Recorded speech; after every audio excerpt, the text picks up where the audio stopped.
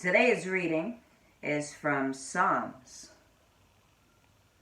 This is the complete guide to the Bible. Statistics show that the average person reads about one book a year.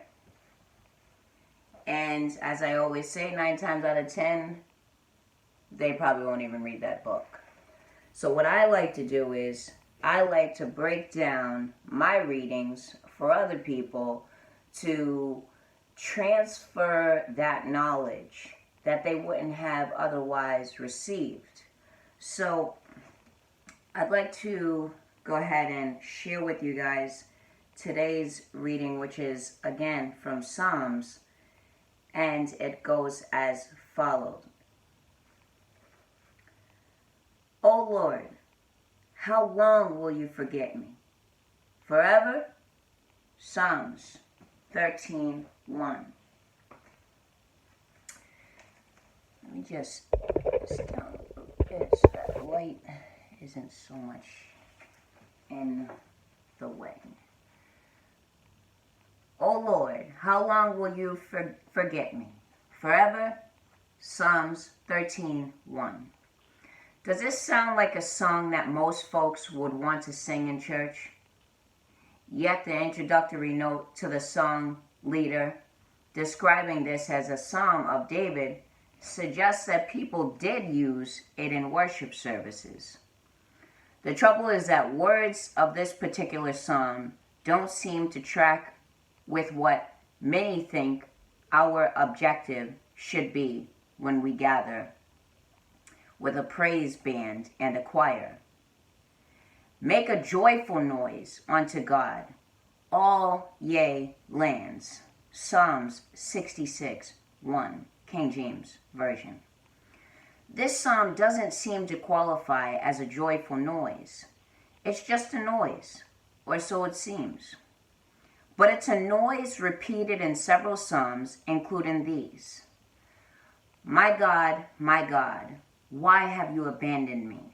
Psalms 22:1. Oh God, my rock, I cry, why have you forgotten me? Psalms 42:9. Why do you look the other way? Psalms 44:24. All night long I prayed with hands lifted toward heaven, but my soul was not comforted. Psalm 77:2. If David wrote this song, perhaps he wrote it during those long years as a refugee. That's when he was on the run from an insanely jealous King Saul, and sometimes hiding in caves. But no matter who wrote it, this is a song many people have lived. Desperate, they pray to God and get nothing but dead air. A Jew in a World War II concentration camp. A loyal employee laid off and unable to find work, or a son praying for his father who's dying of cancer. It's not the complaint that distinguishes this psalm and others like it. The complaint is common to humanity. What distinguishes this is the faith of the psalmist at the end of the song. In the hanging dead air, without any kind of response from God, the poet makes a seemingly irrational promise. I will sing to the Lord because he is good to me.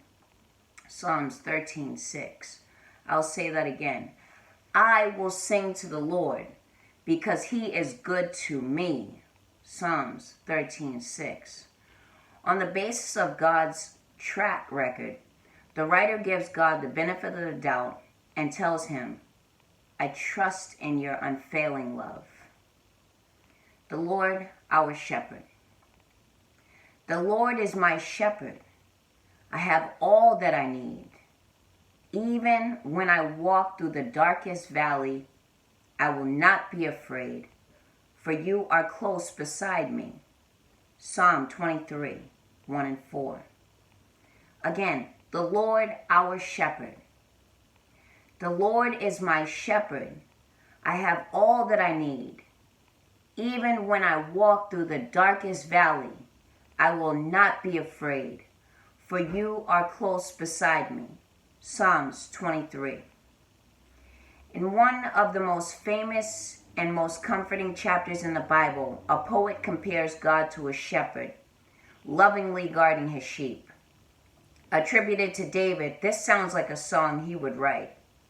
Once a shepherd himself, there were times when he risked his life to protect his sheep, clubbing away at dangerous predators such as lions and bears. 1 Samuel 17:36. Sheep had little to fear when protected by such a devoted shepherd. The divine shepherd, says the poet, lets me rest in green meadows. He leads me beside peaceful streams. Psalm 23:2. Still waters run deep. So these quiet streams and green meadows and their abundance are heaven on earth for sheep. Even in dark valleys where danger lays waiting to pounce from the shadows, there's nothing to fear. For one thing, the shepherd has a long staff. He uses it to gently tap a sheep at risk of nibbling itself into trouble off the path and into the shadows. For another, the shepherd is armed with the same kind of short club that David used to beat off wild animals. The poet's point: it's a comfort to know we're protected by a shepherd who's loaded for bear. There's a shift in the last two verses. It's as though we leave the combo metaphor of God and David as shepherds, and we move to a metaphor of royalty. You prepare a feast for me in the presence of my enemies. You honor me by anointing my head with oil. Psalm 23:5.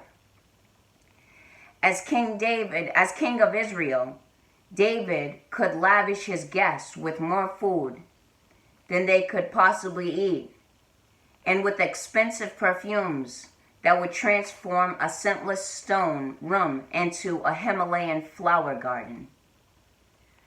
Jews imported from scented oils like spikenard from India's Himalayan mountains. If King David could do this, how much more could the King of Kings offer his guests? It's the comfort of such unlimited hospitality that the poet enjoys.